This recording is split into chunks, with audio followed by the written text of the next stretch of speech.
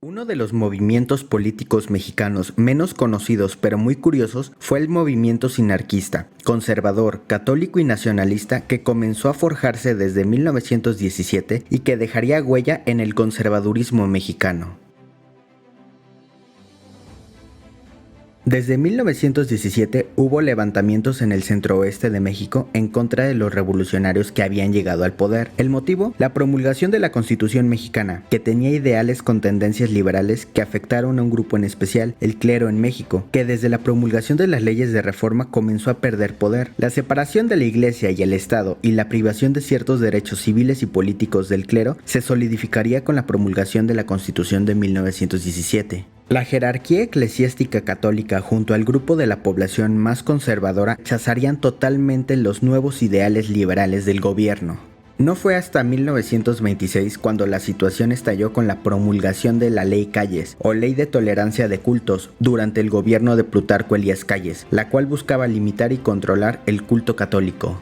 El descontento a la ley llegó a tal grado que los católicos mexicanos inconformes se levantarían en armas en los estados del centro-oeste de México y conformarían el ejército cristero. Cada vez más y más católicos de otras partes del país se unirían a la guerra. Con la llegada de Emilio Portes Gil, el conflicto armado disminuiría. El gobierno no aplicaría la ley, pero la iglesia no podría exigir derechos. Los católicos vieron que no podían ganar por la vía armada, así que decidieron utilizar otros métodos para hacer cumplir sus reclamaciones.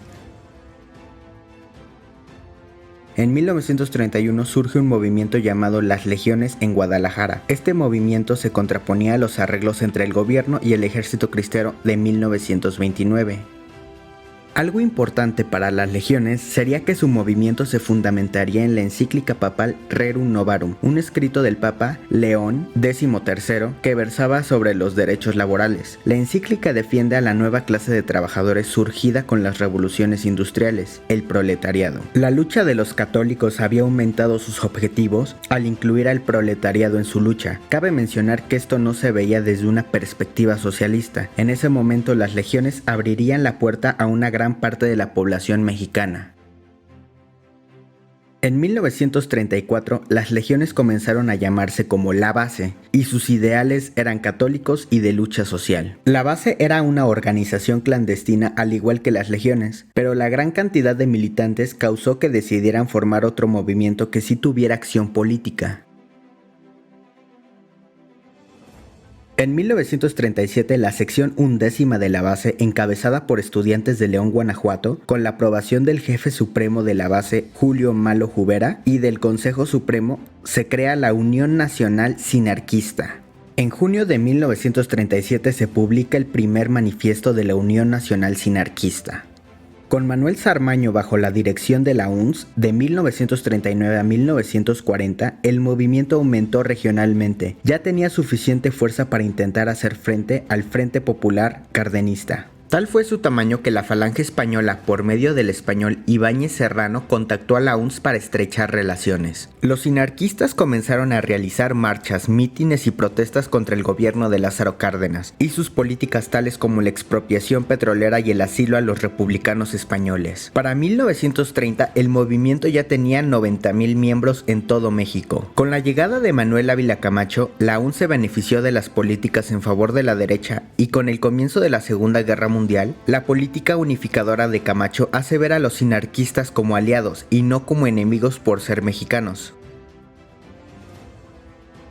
En 1940, Salvador Abascal sería el nuevo jefe nacional de la UNS. Abascal era un michoacano católico, ultraconservador, y bajo su mando los sinarquistas llegarían a más de 500,000 miembros. Con Abascal al mando llegarían nuevas ideas al movimiento como el hispanismo, la aversión a los Estados Unidos, el totalitarismo como un ideal de gobierno, y se reforzarían los ideales católicos. Con Abascal el movimiento llegó a ser tan grande que ciudades completas del centro-oeste de México se declaraban completamente sinarquistas. A pesar de que los mítines y marchas aumentaban y el apoyo social cada vez era más presente, todo cambió con la llegada de un nuevo líder al movimiento, Manuel Torres Bueno, y todos los logros del sinarquismo comenzaron a erosionarse. Manuel Torres tenía una perspectiva distinta a la de Abascal. Buscaba que el movimiento fuese más moderado y no tan radical. Esto y las contradicciones entre los líderes de la base comenzaron a debilitar fuertemente el movimiento. Y lo peor, el gobierno de Ávila Camacho comenzó a perseguir e intentar apaciguar el movimiento. Esto comenzó a surtir efecto.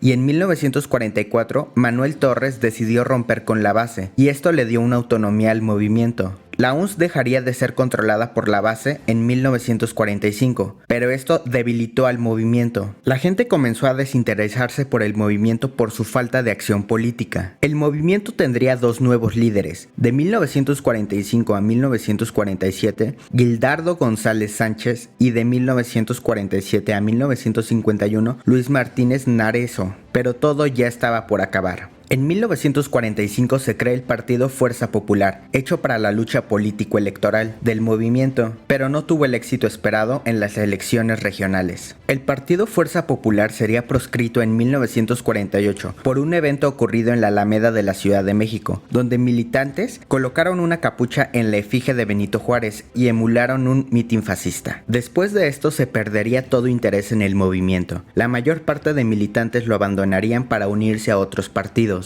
En 1975 los sinarquistas fundarían el Partido Demócrata Mexicano, el cual participaría en 3 elecciones presidenciales sin éxito alguno.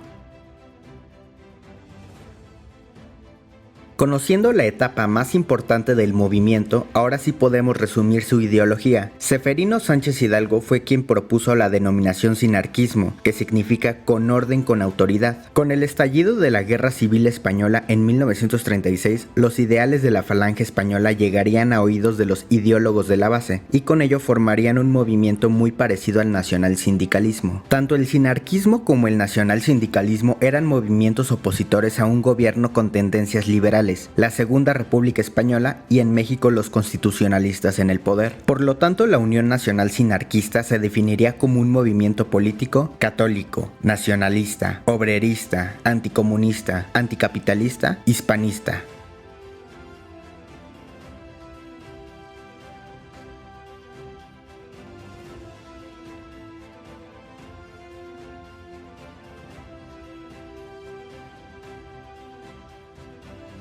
A pesar de que los sinarquistas buscaban una colaboración de clases entre los trabajadores y los dueños del capital y medios de producción, no buscaban tener un gobierno socialista ni comunista, buscaban tener un estado confesional católico en el que se reconociera como jerarca al Papa. El sinarquismo, más que parecerse a los movimientos más puros del fascismo como lo eran el nacionalsocialismo alemán y el fascismo italiano, tenía un mayor parecido al nacionalsindicalismo de la Falange Española.